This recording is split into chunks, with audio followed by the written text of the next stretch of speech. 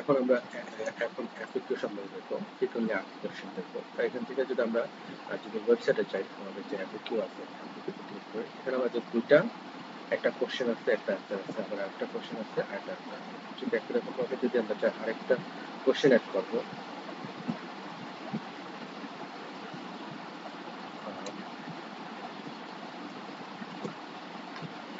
এটা হচ্ছে কোশ্চেন, আবার একটা হচ্ছে অ্যান্সার।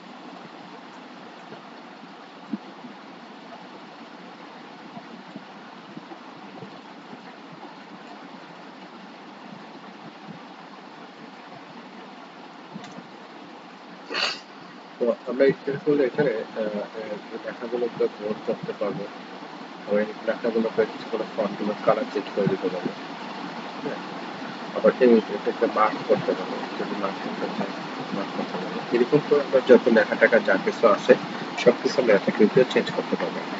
তো শর্ট যে একই রকম, এই শর্ট হচ্ছে আমার এই কোশ্চেনটা কত নাম্বার থাকে আনসার, সেটা 2 নাম্বার থাকে, অ্যাড করে নেব। আমরা এখন ওয়েবসাইট করবো, ও চলে আসবে, এখানে চলে আসবে। একই রকম ভাবে আমরা এটাকে ইনঅ্যাক্টিভ করে দিতে পারবো। ইনঅ্যাক্টিভ করে দিলে তাহলে এখানে দেখাবে না, আবার এটা ঠিক করে আবার দেখাবে। আবার যদি এডিট করতে চাই তাহলে আমরা এডিট করতে পারবো। তো এরকম করে সবকিছু করতে পারবো। আচ্ছা, এখানে যে কোশ্চেনটা আছে এটা হচ্ছে আমি যদি পিডিএফ ক্লিক করি, এই টেবিলে যত ইনফরমেশন আছে সব ইনফরমেশন গুলো আমার পিডিএফ আকারে চলে আসবে।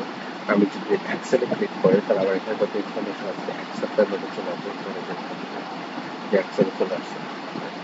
আমি যদি এখান থেকে প্রিন্টে ক্লিক করি তাহলে আমার এখান থেকে আমাকে প্রিন্ট করা আসতে দিচ্ছে। এই জিনিসগুলো হচ্ছে এই প্রত্যেকটা টেবিলের রিলেটেড ইনফরমেশন।